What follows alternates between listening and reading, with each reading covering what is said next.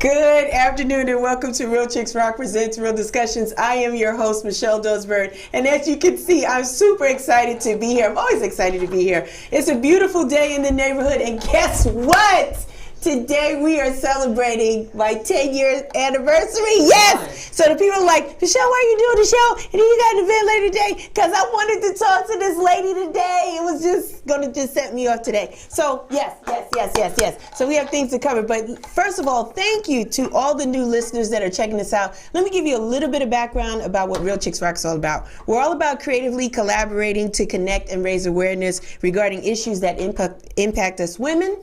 And we do it by way of community service, public speaking, mentoring, the workshops, and the arts. And we've been doing this particular platform. This is our 7th season, so we've been doing this for 7 years. This lady to my right, she was here with me way back in the day when I had some photographers, and we talked all about photography, and I thought some of the most influential ones in the business at that time. And so I saw her the other day, and I was like, you are amazing. It's time to just bring you back and just give you the whole time for you because you're just doing some dope work. So without any further ado, today's topic is something in the way she moves. Mm-hmm. Don't you like that? I do like that. I hear that in my head. It's actually the way the Beatles was singing it. Something in the way she moves. Mm-hmm. Yeah, it was something like no other lover. It was beautiful. Anyway, I won't try to sing, but that's where the topic came from for inspiration. And so my guest today is Melissa Alexander, aka Phyllis Iller. How you doing? I'm good. You are good. Yeah. You look amazing. Thank you. So do you. Thank you. You just, my nickname. Can I say your nickname on the air? Can I say? I call her Juicy.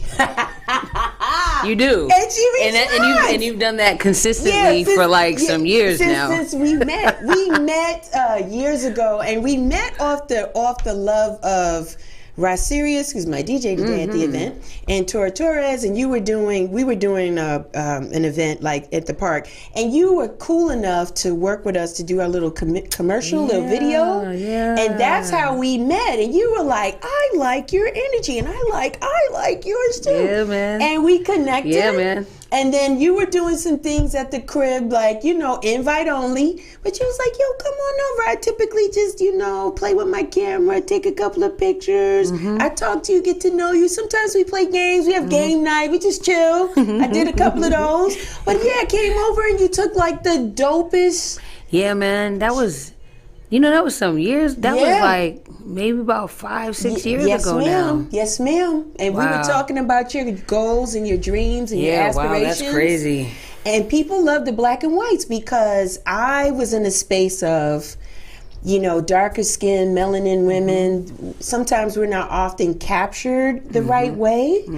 And I had always trepidation about it. I just felt like I was just going to be like too, if that makes sense. And you were like, no, I'm up for the challenge. Yeah. And you took some really great pictures of me. It was a good time, man. That was awesome. That was back when I was still figuring things out, and I was still trying to understand lighting, and I was still trying to understand what exactly a camera does, and not in terms, obviously I know the function of it, right? But what could I do with it? What was I trying to say? What was I trying to convey? I just know that I really wanted to make people feel special and make them feel beautiful, and it was like, for me, it's kind of like, yo, if you tell me I don't take good pictures, or I'm not really sure about taking pictures, or any of that type of stuff, I'm like, that's what I want to work with, because I want to show you, what you look like. So you do a great job.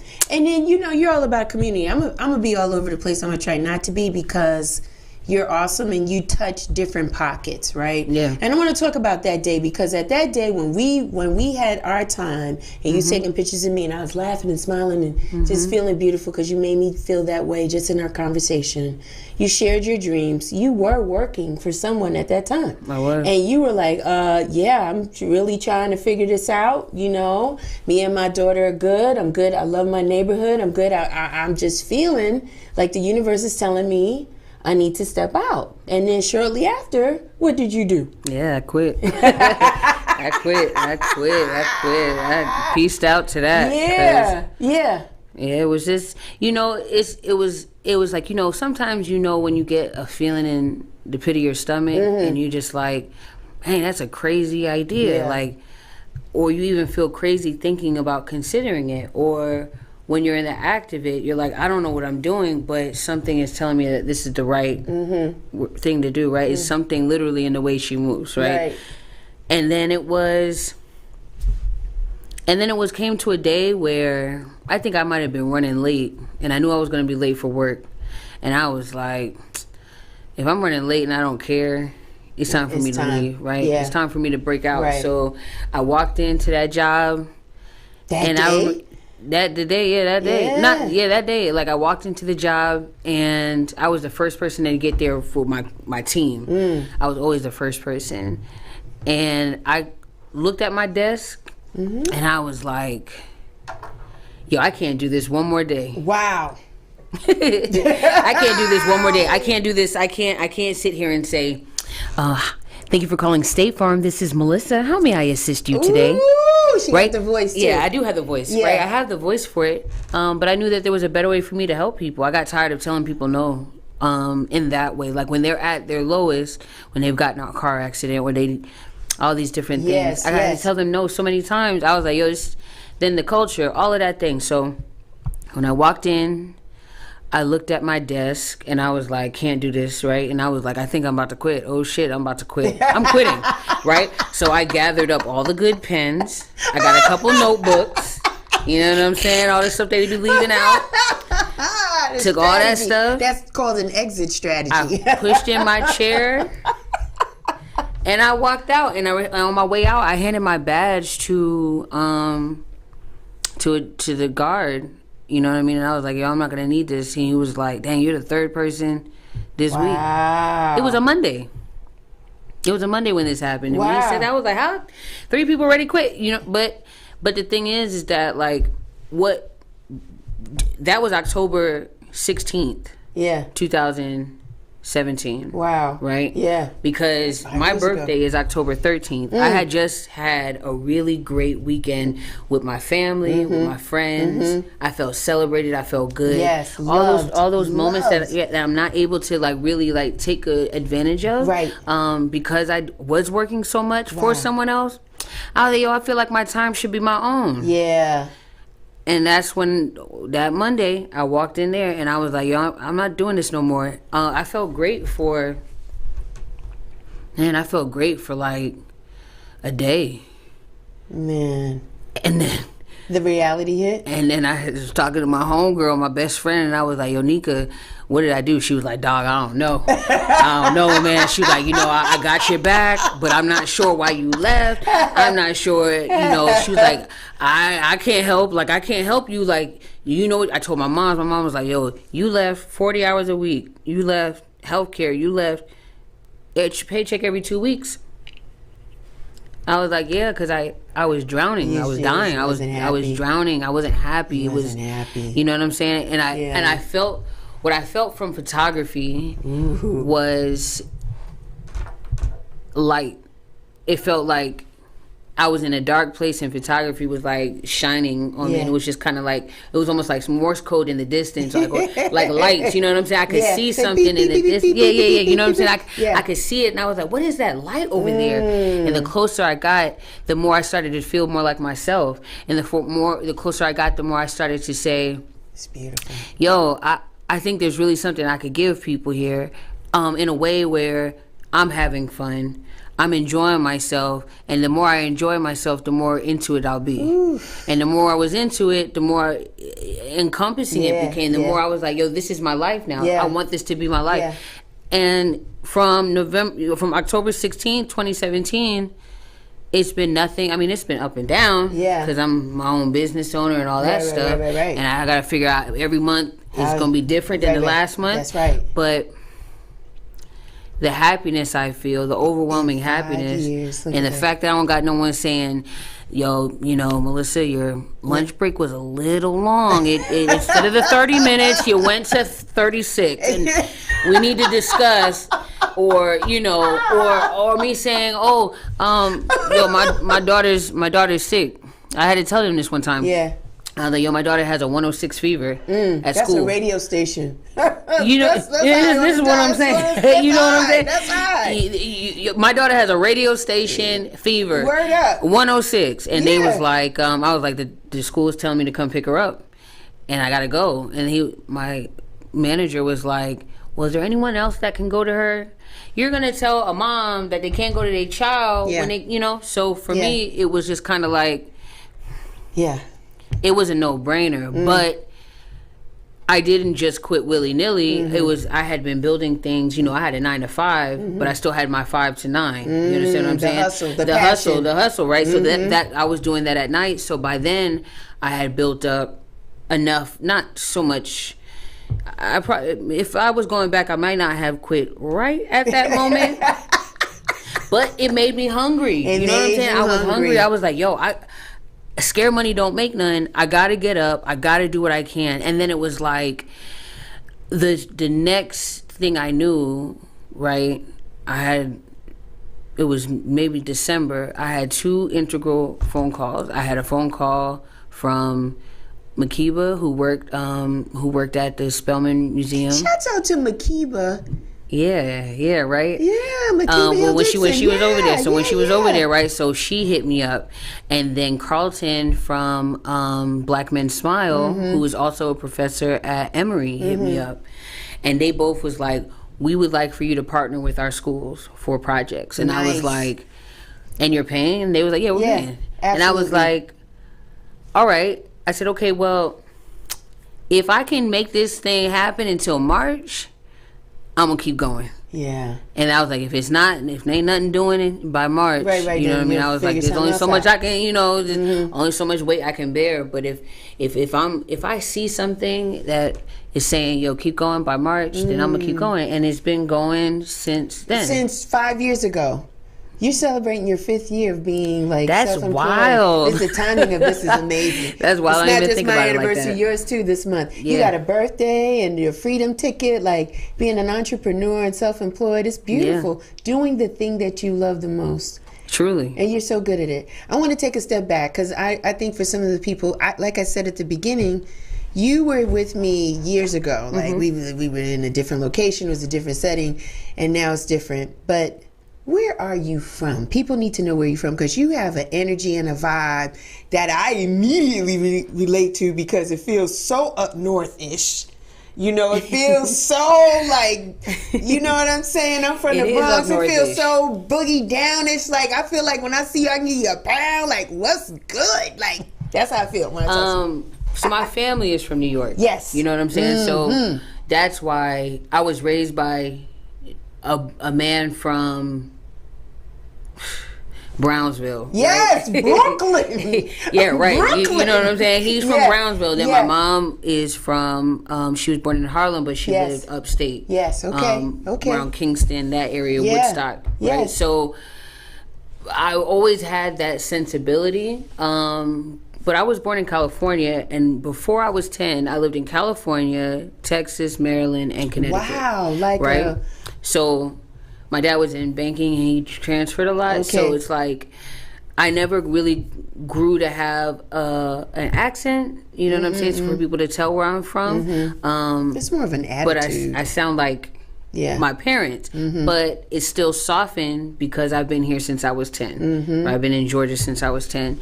I consider myself a Southerner. Right? But the thing is that while I do have like the sensibilities of a Southerner, of like, and like the way you're supposed to, like when you walk past someone on a porch, you look at them and you say hello. You say hi, right? Or you wave. You wave. You ain't gotta have no long conversation, but you know, or if you're walking past someone on the street, smile, you know what I'm saying? You wave. How you doing? Hey, hey, how's it going? Hey, you know what I mean? Yes. Don't gotta be a whole bunch. You hold, you know, certain things, right? So I feel very much like a Southerner, but when I go up north, and I know that's how I really know that I'm from down here, because I just was in New York a couple days ago, and I'm sitting here like, you know, smiling at people, and they looking at me like, yo, what's wrong with her? you all right? You're not from here. No, I'm not from here, right? You gotta tone that down. Yeah, you have to tone it down. Yeah. But at the same time, being down here, because of who I was raised by, I seem a little more like, not gruff with it, but I seem a little more hard body. I'm not hard body at all, which is so funny, but I seem a little bit more hard body because my father's from Brownsville and he don't play that, and you know what I'm saying. So, but yeah, I'm from Jonesboro, Georgia, man. That's what you claiming today. That's what you claiming Graduated and all that. Yeah. So, Melissa, I want to ask you, how come the 90s is such an influence or inspiration to you? What is it so special? The 90s? Yeah. Why is I'm that a 90s so special? kid. Why is that so special to you? Well, yeah, people. I'm a 90s kid. So the music, the culture, all that, you just embrace all that. I mean, for people that can't see you, people that are listening to you on podcasts and stuff, she's got the round the way hoops on, like the big earrings. She's got her name, like those that don't know, like getting your name on the necklace was the thing. I got one. Still got mine. So why the 90s? Because you were let's born? shout out to you for still having yours. But like the 90s, you know, like I said, I'm a 90s kid. I consider myself, I used to call myself like hip hop's little sister. But really, I think I'm like hip hop's second sister. Like, you know what I'm saying? Like little sister, because I came of age when, like, I remember hearing Electric Relaxation, like, moment that, you know, they all say, oh, what's the, you know, when did you fall in love with hip hop? Right. For me, come on, right. Love that movie, right? But it was being maybe 7 years old, 8 years old, and listening and hearing Electric Relaxation through my brother's door. My God. Right? And being like, just hearing the bass and like all of that. And I just remember being like, dang, what is that? Like, that feels, I don't know what it did to me, but it was a moment that I won't forget, right? And it's probably going to manifest itself in like a film or something that I do one day. We'll talk about that.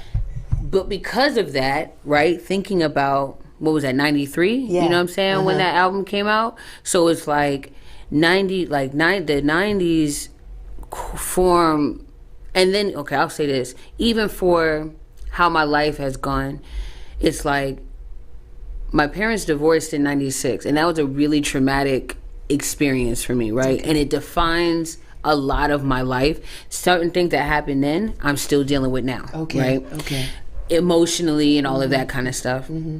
So when I think about 93 to like 95, it's really like the calm before the storm, right? And it's the sweet spot before the storm. Right. And so it's like I hold and I cherish that a lot. So I think not just about the music that was coming out. I think about the fact, I look at my brother who's 7 years older than me. So seeing him try to form a singing group like Shy, right? And him and his boys downstairs practicing, you know what I'm saying? Or I think about my cousins who were from New York that live with us, and they going to school in Hartford, and seeing how they were dressing and seeing, like, you know, and listening to the slang, and then going to New York and visiting and stuff. So it's like all of that created a sense of nostalgia, right? An appreciation for the era. And then even prior to that, you know, I'm born in 85, so how much of the 80s do I really remember, right? You know what I'm saying? Like, maybe not as much, but it's still an appreciation for this culture that has been the backdrop of my whole entire life. You know what I mean? And it's like, even though I don't necessarily consider myself hip hop sister number one, because I don't, right? There's a lot of albums and stuff that I haven't heard. It's in me, right? In you.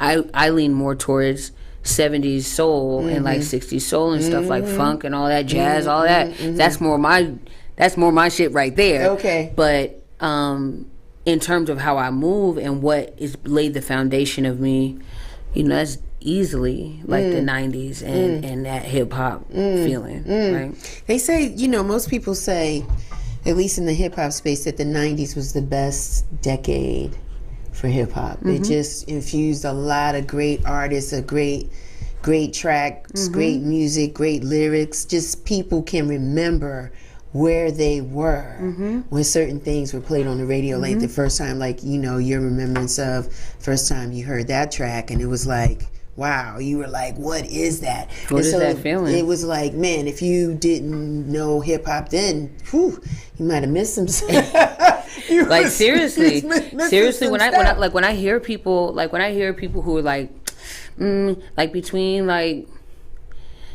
at the low end, low end theory, but at the low end thinking about like maybe like 42, like, you know, mid to late 40s, early 50s. When I hear their stories about when they were younger, and like I can only imagine what it's like to be 18, 19 years old in 1992. You know what I mean? And how culturally like the cultural revolution that was going on, because it was like now hip hop is becoming this thing that's becoming more mainstream. It's becoming much more accepted, and all of that. And you have this collective spirit of like owning blackness again, and then, you know, and like coming together. I can only imagine what that was like. It was dope. It must have been incredible. It was very incredible. And then, the jams, like the dancing, the house music, the whole thing, and all of it. And you know, for me, Melissa, and I think, you know, I shared this with you previously, but I'll lean it in for the listeners. I was born in the Bronx, born and raised, been in Atlanta a long time, but my roots come from the Bronx, and so I came from the projects where Africa Bambaataa was spinning. Like, we came from the same project. So I came from Bronx River Projects. Earlier this year, I had Mr. Biggs on my show from Soul Sonic Force, just connecting because we grew up in the same neighborhood and the whole thing, and it was just dope. So to be a part of the birth of it is amazing. It's mind-blowing. And so I definitely continue to stay tuned in and plugged into it because change is inevitable, right? But I appreciate those that continue to bridge the gap, because it is a culture that's not going away, and it is life-changing. And so I wanted to talk to you about, you know, I know I've not heard you, but I know you like music. So did that help spawn off maybe that little DJ phase, or how did we become like a DJ, like a selectress, like doing stuff? When did that come into play, and why? You know, that's funny because, damn. I haven't really thought about that in a long time, but honestly, I wanted to become a DJ from the time I was a teenager, like when I was about 16. Wow. I was listening to a lot of house and trance music and like drum and bass and stuff. I see and you. I was like, oh man, yo, I want to be a DJ. I want to rock these like big stadiums and all this kind of thing. So I'd asked my father for turntables, and that particular Christmas, I didn't get turntables, I got a camera. So that started the camera journey, right? You. But the desire to be a DJ never went away. Now, what transformed things was once I moved to Atlanta. I graduated from high school in 2003. Went to Georgia State, right? Now, at the time, the Georgia State dorms were right next to Apache Cafe, right? So I would go over to Apache Cafe on Tuesdays for Drez's Mic Club. And like, it would be so much fun. And I was like, yo, this is hip hop, like in my face. This is battles, ciphers, all this stuff, right? And I was like, I want to do that. I want to be a DJ. I feel like I could do this. Yes. So, of course, in meeting people during that time, I met and eventually formed a relationship with a gentleman named DJ Ox, right? Ox unfortunately passed away about a year after I met him. But in that time, I remember talking to him a lot about DJing, and I was like, I think this is what I want to do. He was like, you sure? Because, you know, it takes a lot. And I was like, blah, blah, you know, we're going back and forth. But before we could really, like, start my training, he ended up getting sick and passed, right? Sorry. So as my homage to him, I promised myself and the community at his like, funeral, essentially, that I was like, yo, I'm going to do this thing. And I did it, right? I did it for a couple years. And I carried crates, and I was digging through vinyl because I was like, "Yo, if I'm gonna do this thing, I have to do it for real. Yeah, like I gotta know what it's like to have. I gotta remember. I remember watching Ox pick up crate after crate. Yeah, you know, and his back be hurting and his fingertips would be dusty, and I was like, I want that, right? And so that's the experience I had. But it was during that I realized, yo, I don't have to I don't have to play Tribe every time. I don't have to play Biggie. I don't have to play Nas. I don't have to play Jay-Z. I don't got to play the Beatnuts. I don't have to play certain things in order for my skills as a DJ to really shine. Right. And that's when I started like picking up Herbie Hancock and Roy Ayers. I mean, this is all music that my parents listened to, of course. Bob James. Right, you know what I'm saying? But then I started understanding what a sample is, and I was like, oh wait, the sample sounds better than what sampled. Yes. What was sampled? Yes, you understand what I'm saying? yes. Like, so I'm like, now I'm digging in the crates, not just to find, hip hop. I'm digging in the crates because now I have an appreciation for this thing. So. I started to understand that, you don't have to be one thing. You know what I mean? As much as I love playing songs for people and I love rocking a crowd and all of that, it was like, I was like, okay, I could give people what they know and what they've heard and what they love, but I can give them something new that's going to turn their mind out even more. Right. You know what I'm saying? So, right. So now we got the camera from Dad. Even though we asked for turntables. Is that when you started picking up, or when you said, no, I'm not going to do music? Let me see what this camera life is all about. Well, I stopped DJing because, it's not because I was pregnant, but it was because I was pregnant. Okay. Right? And I ended up moving away. It was like I got pregnant out of wedlock, so I had to go out, Nah, it's not like that, but that's what it felt like. Okay. But that's what it felt like. Okay. I needed a reset. And being pregnant in the country in South Carolina where there ain't nothing going on, right? It was like, this is probably the best thing for me, right? And I just never actually ended up going back to it because I had her, and I was like, my priorities have to change now. Like it can't just be from the rock a party. Some people can do that, but I was 25 with no quote unquote education, right? I didn't have a degree. I went to college, I dropped out, right? So it was like I dropped out 3 times, in fact. So because I was always looking for that thing, and I never felt it. So being that like a new mom and trying to take care of myself and all of that, I was like, I got to grow up. I got to be more serious. I got to get a 9 to 5. And that's when I got that 9 to 5. And I worked that for a few years. Yeah.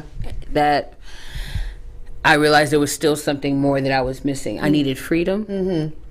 And, this is not to say that I don't still love making mixtapes and stuff like that. Okay, because it's on the website. It is on the website. I definitely have mixtapes, but it's like, but the actual act of rocking a party. Matter of fact, I was just looking at my vinyl yesterday, and I was like, you felt the way. Hey, it would be dope to have DJ Sweet Hots come back through. Sweethearts.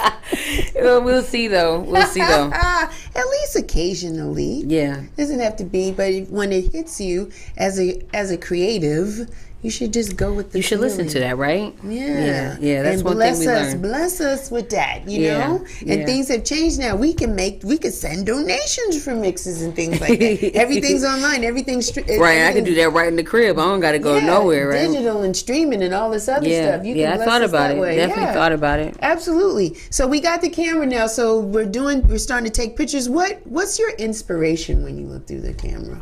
What do you see?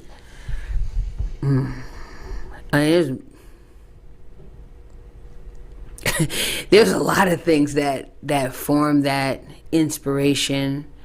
I would say for sure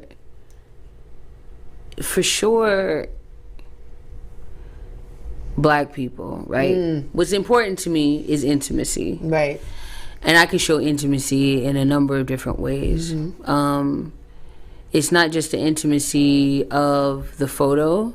It's the intimacy that the person in the photo feels for themselves. It's the intimacy that they feel when we create together. It's the intimacy that the viewer feels when they look at the photo, right? It's important to me, though, like I could show intimacy for anybody I photograph. But what's important to me is to show Black folks the sweetness, the intimacy, the closeness that we can feel with each other, because there's so many things out here that can make us hard. And I find that there's a lot more strength, or I can't say a lot more strength, but there is a certain level of strength and courage that's needed to be soft, right? To lay down your guard, to be open and to be laid bare, right? So in my artist statement, I say I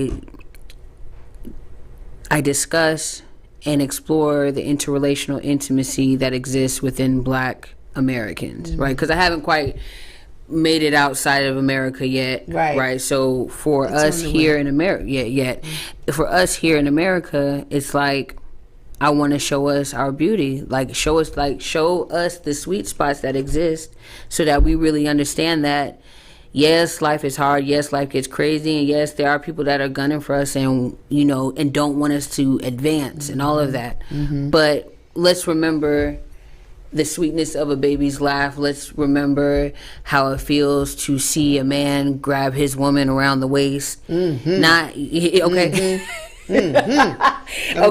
Let's remember what it's like to see a woman rub her man's shoulders. Let's remember what it's like to see two parents kiss their child, or any number of things that going back to that unit, the family unit, but also the friends and homegirls, homeboys, all of these different things that make up our communities. It's like, let's really dive into that and let's really examine it and appreciate it. So it's hard to just say any one thing that influences my work or inspires my work, but in a lot of ways, intimacy and vulnerability are top of the list. And you can see it in our eyes. You could see it. You just have a way of picking that up. It was because I show you me, right? When, what I'm saying? It's like, I'm not coming in here I love that. I mean, I might get into that mode depending on what's going on, right? But I'm leading from a place of, I want to create something with you. And, let's just see what happens, because I'm already opening myself. It's very rare that when I open or not just me, right? But when someone opens themselves to you and you feel that it's genuine and it's not just some fake news reporter, wow, I'm so it's not the fakeness. When someone really opens themselves to you, there's a good chance that the other person will be like, maybe I can be a little open myself. It may not be a wide open book. Right. You know what I'm saying? We got a chapter open or something. You say you might got the first 2 pages. Yeah, you got it. You peeking in. You seen the preface. Yeah. The forward. The forward. You reading that. Yeah. You getting the outline for sure. You might get a little something. Sure. Yeah. Might be on the first flap, right? Yeah. Doesn't matter. The fact is that the book opened. You know what I'm saying? So which is huge.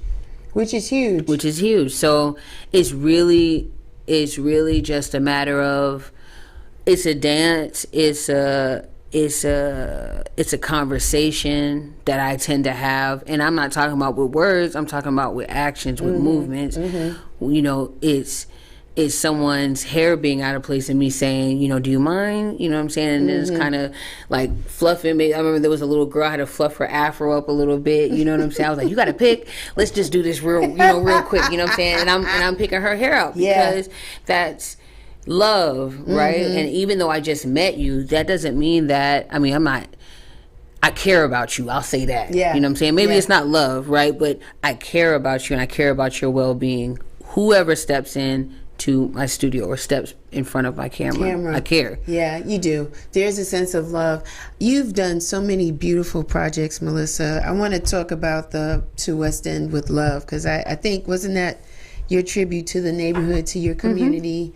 And I know you did, bless your heart, you took small kids. I think the ages might have been 7 to 12 or something like that, where you took them around in the neighborhood to show them different historical pieces and just art and people, and it was like a tour of West End. It was really cute. It's important. My community is West End, Atlanta, right? In the shadow of Morehouse and Spelman and Clark and Morris Brown, right? West End is, I always tell people that West End is not the type of community where you go to see something. If we in New York, you go see this thing, or if you're in Boston, you go see that thing, or if you're in DC, if you're in Atlanta, you go to. It's not a specific place that you go to. It's a place that you let. Excuse me. It's a place that you let happen to you. Right. Right. Yeah. West End is a place that you let happen. Are we live? Yes. I have to cough. Go cough.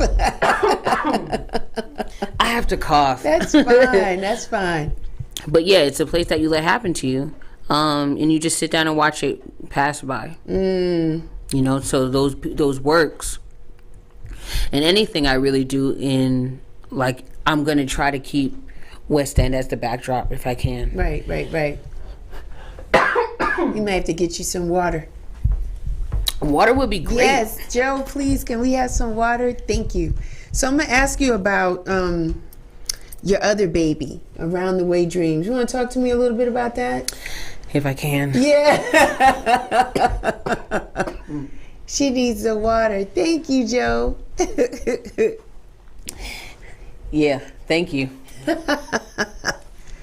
While you're sipping on that, I want to say that, from what I see, a lot of the images that you've done, the work that you've done, it just seems perfect.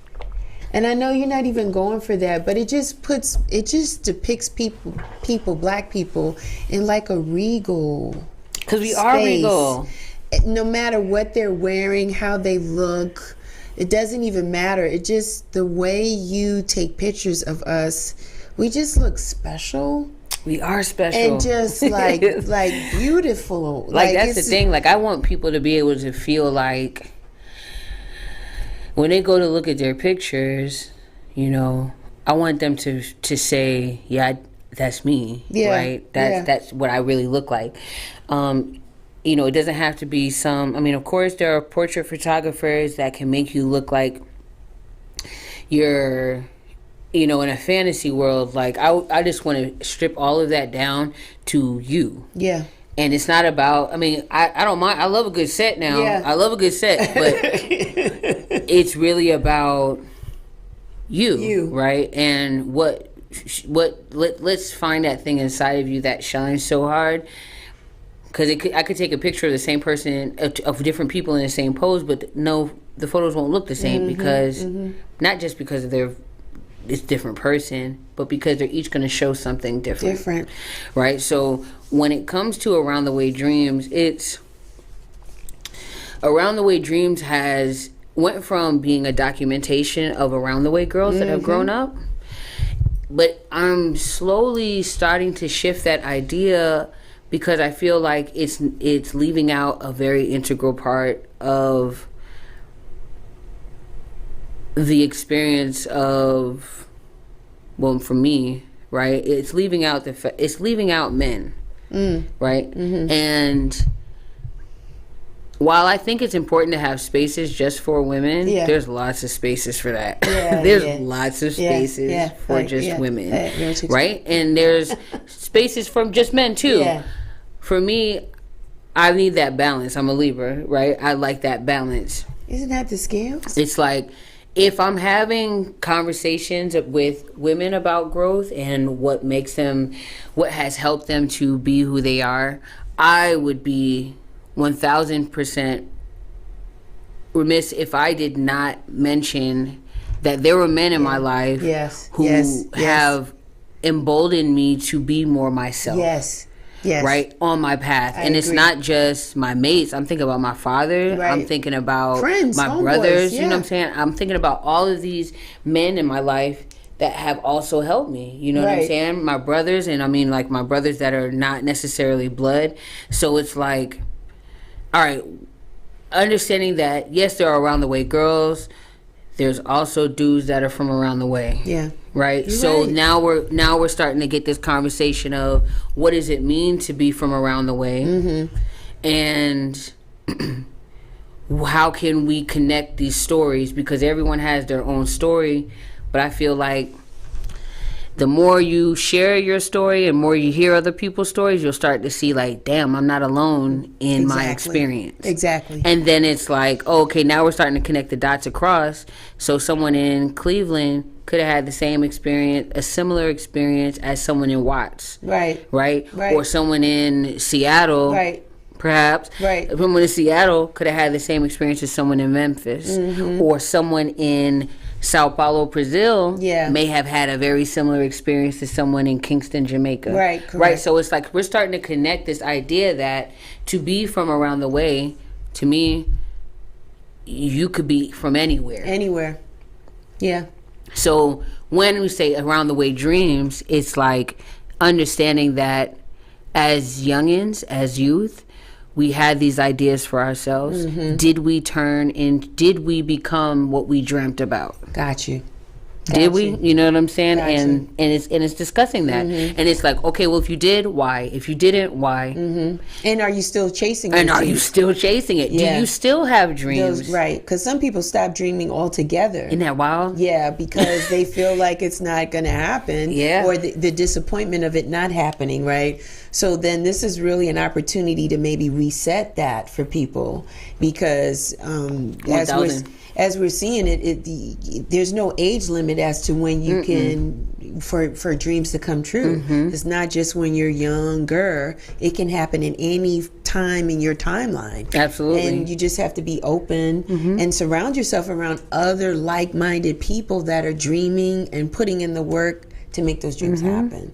I know it's easier said than done, but I haven't reached my dreams. I'm 10 years old, but I'm still a long ways to go from where I ultimately want to be. But if I didn't do what I did, I don't know where I would be. I would be a different person. This is what I'm saying. I would be a different person, and I have to support you 100% on the men, because initially doing this, it was men holding me down, like supporting me and telling me, you can do this, it's a great idea, this is what you should do, like giving me concepts and ideas and all that kind of stuff. And so, yes, I embrace, movements that include men to say something, because everyone is not bad. You know what I'm saying? Say that again, everyone please. is not bad. And there's some really decent dudes out here that support us. Why? They got a mom that they love, and they got a daughter, they got a sister, a niece. Social media has it very twisted. And so there are women in their lives that have inspired them or given their last to them so they can be the men that they become, and they want to pay it forward. They really want to see women win. They got a wife or a woman at home. They're supporting her. They got daughters that they loving on. You know what I'm saying? So it's not this, boo hiss on the male gender. No, there are guys that are really for it. And then there's pockets of insecurity no matter where you go, whether it's women or guys, it doesn't matter. People carry that thing. But yeah, I think it's beautiful that you've expanded this out, because I went to the Round the Way Dreams when you were showcasing it down like a flat iron. Yeah, it was awesome. Yeah, and you had a DJ. I can't remember who it was. Somebody was on news. Was it? It was a lot of fun. Was it Sir Daniel? DJ Sir Daniel? Might have been him. It was somebody else. Might have been Peppermint Gaddy. It was might have been somebody. It was Lady Marauder. Thank you. And she was doing a really good job. Yeah, she's and you amazing. had sound outside, and people was outside, and people wore their hoops. I wore my hoops. I had some shrimp hoops. They're not as big as Melissa's, but I got some shrimp hoops, and it was good. And I brought my son with me. Yeah. And it was important for him to understand like the fabric of what his mom comes from. Certain music just requires me to move a certain way. And he was young, and he was like looking kind of like, Mom, stop, knock it off. And I was like, no, music creates freedom. And you or nobody else is going to stop me from expressing how I feel when I hear a certain beat. If I hear a certain beat, if I hear Mary say, all I want to be is happy, that's the anthem. And you throw the hands up and you start moving like Mary. Like certain things are non-negotiable. Yeah, straight up. And so you have, through your lens and through what you see, to me, you continue to infuse the culture. Yeah. You continue to embody what we are as Black people. And I want to talk, and this is what, when I saw you, we were just so in sync, because it was all about hair. I want to talk about your vision and what's going on in your project surrounding our hair and the culture around that. Yeah. So I mean, even this project, which I still haven't really named yet, like it could be an offshoot of Around the Way Dreams, because it's about a young girl, right? But maybe not. Right now that I'm thinking about it, maybe not. But it's more. It's really a meditation, and it pays homage to the idea of a mother. Like on paper, it just looks like a mom doing her daughter's hair, right? Yeah. And the set of images that I have on display right now, it's a mom putting rollers in her daughter's hair, and that's really, like I said, a homage to the time and the moments and the hours that I spent with my mother. Where it was like wash day, so it was like washing the hair, putting in a relaxer, you know what I'm saying, like all of these things. And then we didn't have flat irons. You know, my mom might have used a blow dryer, but usually she was setting my hair on rollers and putting me sitting me on a stack of phone books. That's right. And putting me under the dryer, right? And how it's how resentful I felt of that, because, you know, as a child, you have Monday through Friday, you go to school. Your time is not really your own. You're always doing something. The one day that you really can do what you want to do is what? Saturday morning. Saturday morning. You understand what I'm saying? But you can't do that if your mom is saying, Melissa, it's time to do your hair, and calling you. Now I'm looking at my older brother do what he wants to do. I'm watching my younger brother do what he wants to do. I'm watching my father move around the house. And there's me relegated to that damn peach. No, not peach. It was like a kind of like a, it was like a peachish, sandy, colored chair and those damn phone books that kept sliding from underneath me, and our mom coming by and being like, I said sit up, and she trying to move it, and then she's checking my head, then she says it's not dry enough yet, then back. She's cranking that thing back up to another 45 minutes, and then I gotta sit in there for another 45. Yo, the resentment was real.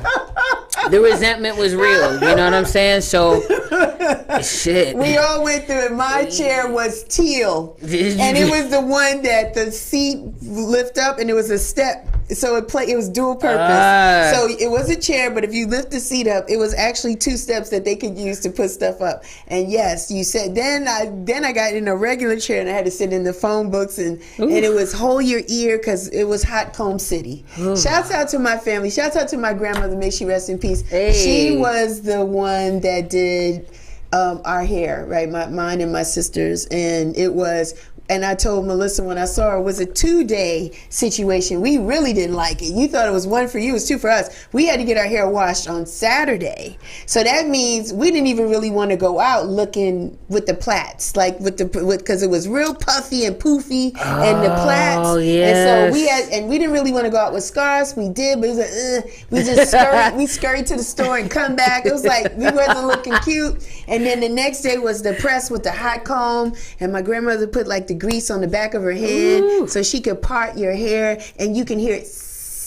And that's what I grew up in. And so when I could get a perm in high school, because my grandmother was aging and she couldn't do the standing anymore, I was like, oh, this is liberation. You mean they just put this stuff in my hair and I sit for 15 or 20 minutes and then it'll be straight? Because that was the whole concept, you know, right? Wanting to be straight. But I totally agree. We were doing that. We had the pink sponge rollers, and, you know, shouts out to my Puerto Rican friends and Dominican residents. They had the plastic ones with the casing on top of it, and different colors meant different sizes, because they went from real small to real big. And everybody in the neighborhood is wearing a big scarf to cover what it is, because maybe it's Easter Sunday, maybe it's Christmas, maybe it's Mother's Day, it's the first day of school, and it's like the streets are empty with girls. To your point, the boys are the only ones playing two-hand touch, playing a full court of basketball.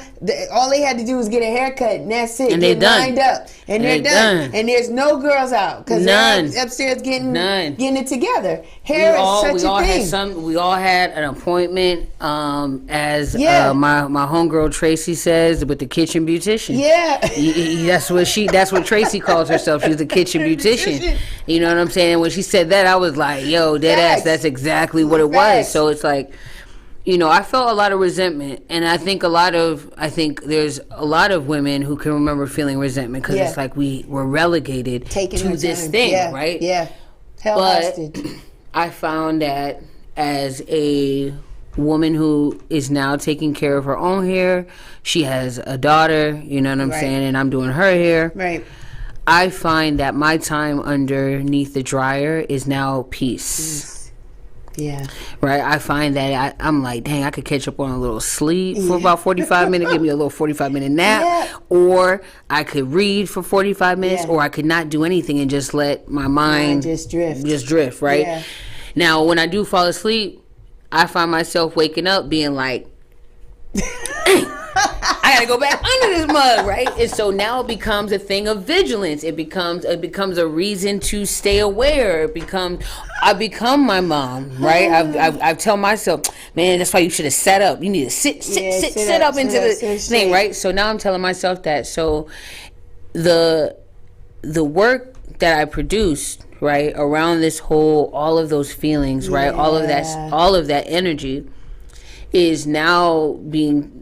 I guess now the conversation that I'm having is how much protection a mom can afford her daughter during that process, right? Mm-hmm. Not only is she teaching her how to care for her hair, how to appreciate her hair, maybe understanding that, like I have a piece called Currency, and the reason is it's a close-up of a comb, right, in the curlers.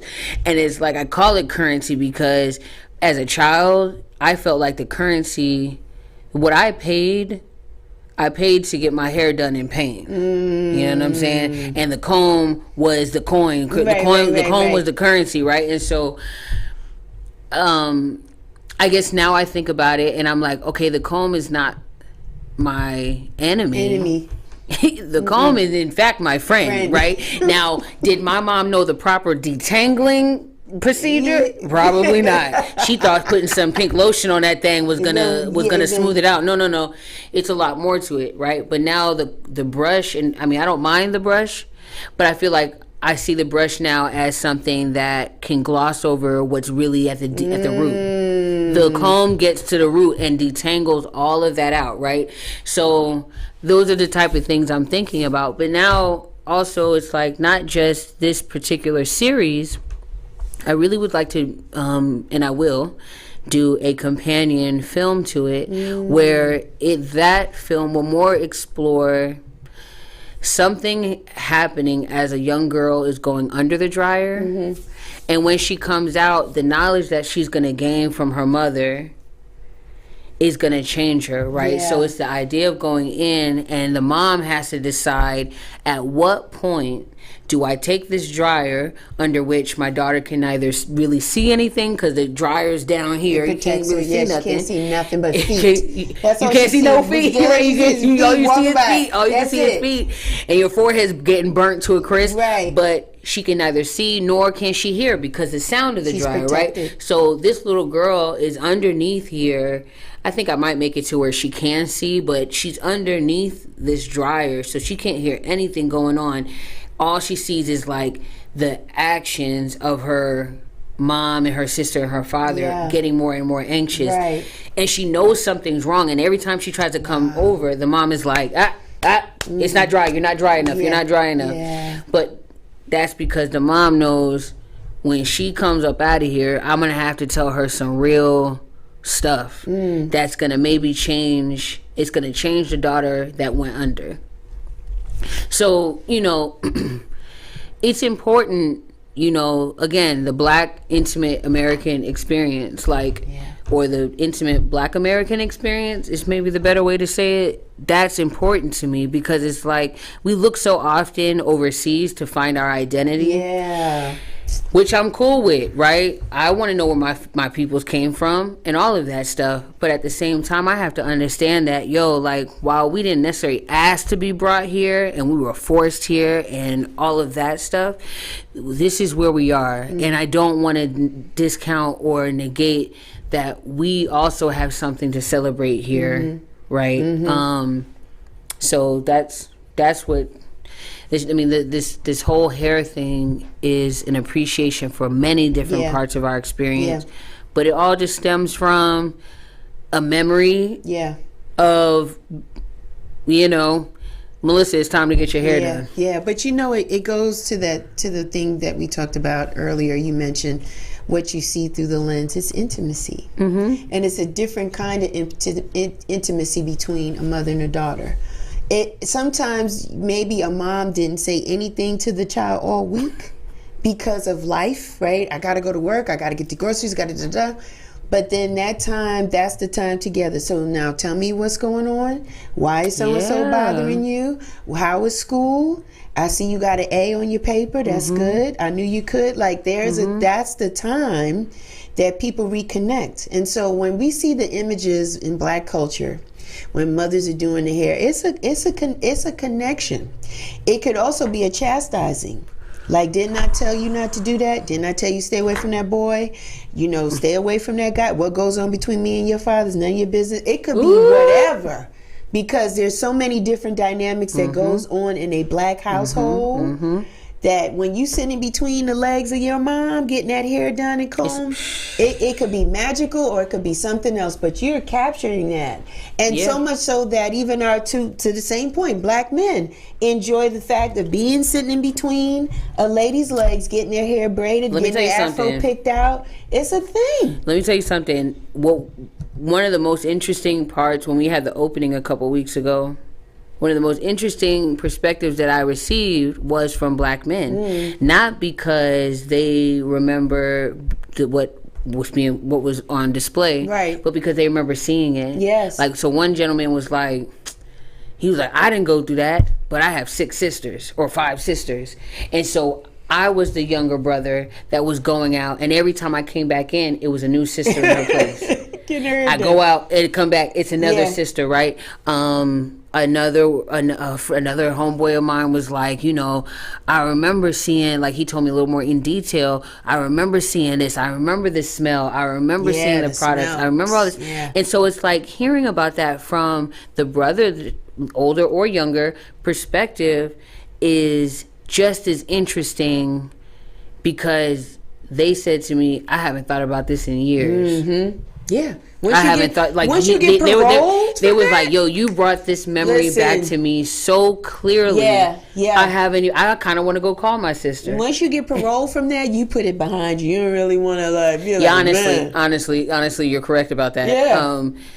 But it's just been interesting. Yeah. Like an interesting exploration. It feels like, I guess it goes back to, like, I've read things that have said, like, no idea is original, right? And I've seen so many different ways that people have talked about Black hair and how important Black hair is, and even the experience of a mom and her daughter, as it relates to Black hair, right? But I'm like, I want to explore it, but it's really about the execution is what makes it original, right? And so I'm still coming to understand what that looks like for me.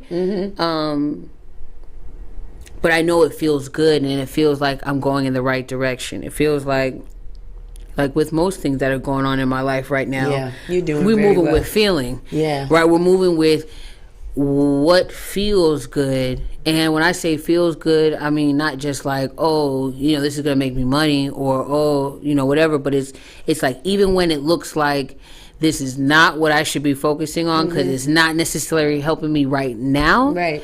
But I'm thinking about the overarching, this feels like the right direction. It feels like I'm listening once again, like when I quit my job, you know what I mean? I'm listening to my God mind. And my God mind ain't going to steer me wrong. It's going to, if anything, I'm going to get steered wrong if I don't listen to it. If you don't listen.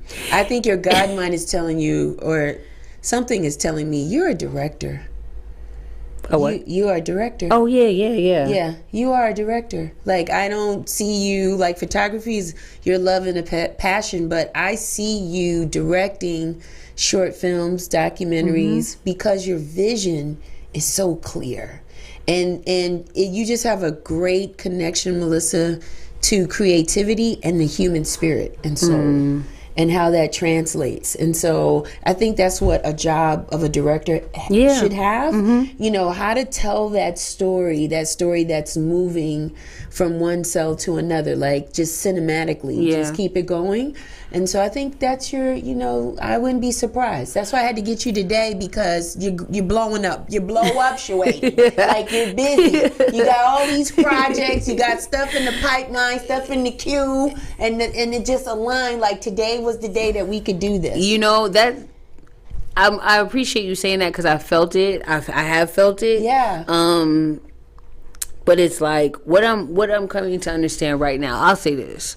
What I'm coming to understand right now is that, as a matter of fact, I read this just this morning. I'm trying to give myself different, like, create a routine for the mornings, where it's not wake up, look at phone, where it's more like wake up, take a moment to assess how you feel for the day, read something that's going to help you, and then, you know, eventually you can check your phone, right? That's so today I read this thing that said, it was talking about frequency of, like, just like frequency of doing something, like making sure that you're in a space to be ready to do something, do a little bit of something every day, that type of thing.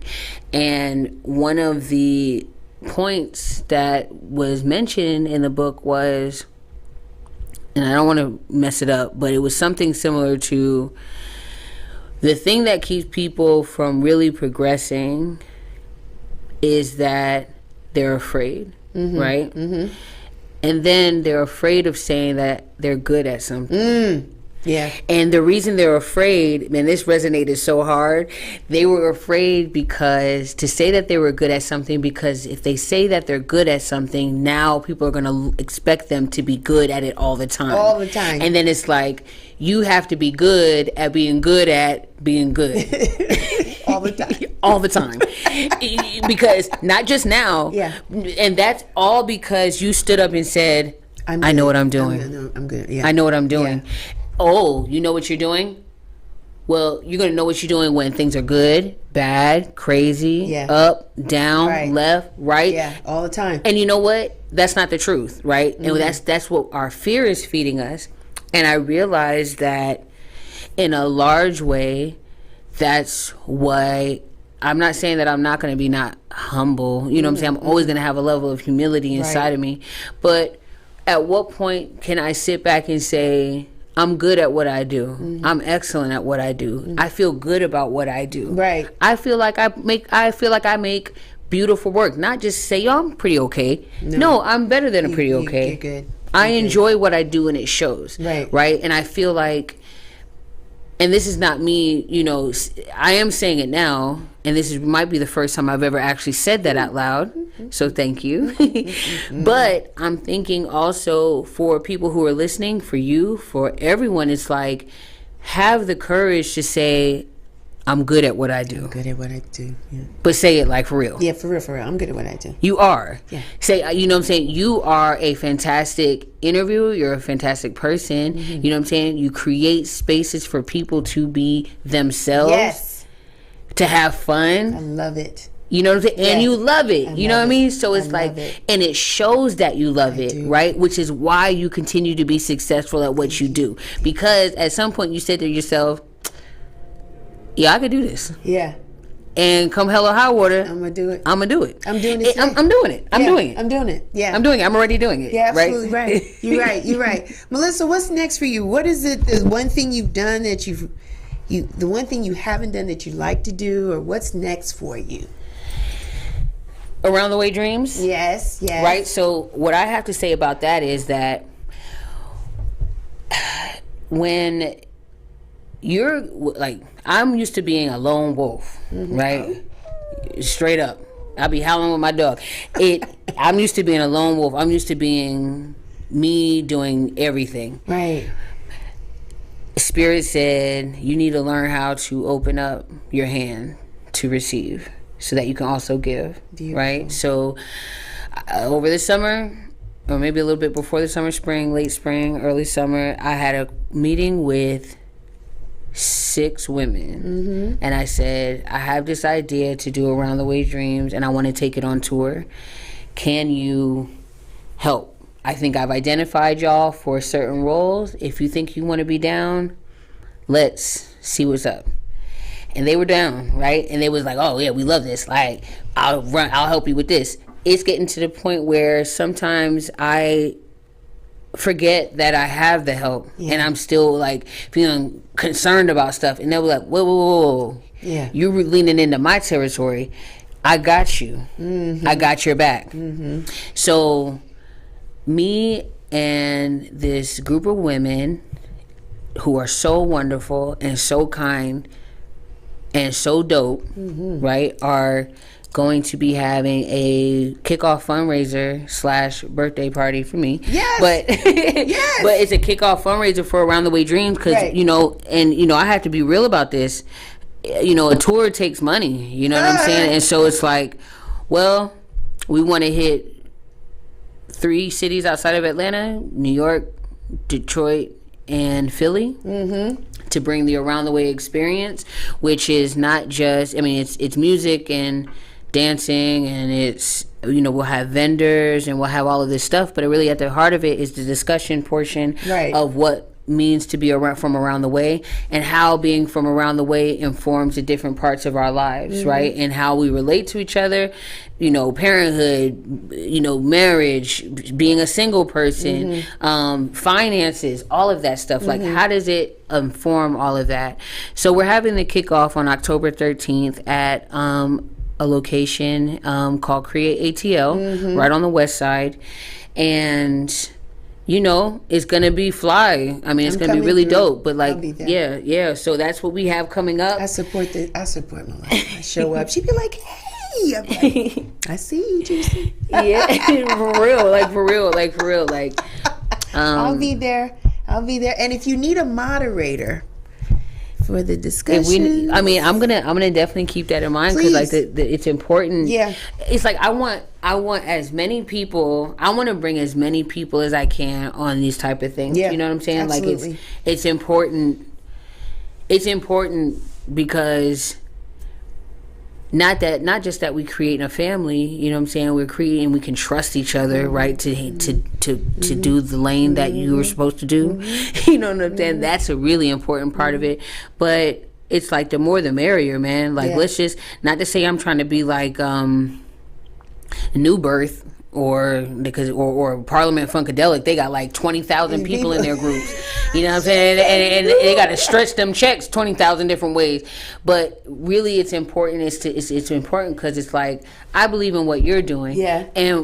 And everyone involved, I believe in what they're doing, and we all believe in each other, right? Correct. So it's like, there's no sense of ego where it's like, well, I want me and I want to be, it's a collective, and they really understand that, right? So Around the Way Dreams is like my God mind is saying, focus on this. Yes. Right? Of course, I still need clients. Yeah. You know, they holler at me. Yeah, but of course, I still need clients. Yeah. But really, it's like, I'm working now to get something in full effect to where we're in demand. Like, we need this experience to come to our city. We need this experience. Yeah, you do need it. Yeah. But it's coming from a place of, let's all get together and just have a good time, a good growing, intimate time. There you go. Where can the people find you, Melissa? Where can they find you? You can find me in West End. Phyllis Ella. Well, on social media. On your social media. No. Of course. You can find me online. My website is www.phyllisiller.com, and that's PHYLLISILLER.com. Like Phyllis Diller, but no D, unfortunately. Right? No D, unfortunately. But Phyllis Diller, or you can find me on Instagram at Phyllis like a period and then ILLER. Look at your work. See how beautiful that is?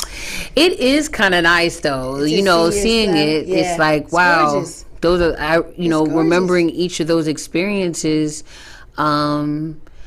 separately, and you know, I see all of my love right there. Look you at know that. what I mean? That's your passion right there. It truly is. It truly is. Work. All of those, like all of that, like it's a blessing, man. It's a blessing to have found my calling so early in my life. Yeah. And to know that it's going to, you know, shape everything. And be here long after you're gone. Yeah, straight up. Like that, like I know that I'm a good person, and I know I have good character. You know what I mean? And the reason I'm able to stand in that, or the reason I'm able to stand in my work so hard, is because I do know who I am. Yeah. You know, I'm not out here trying to mess nobody up. No.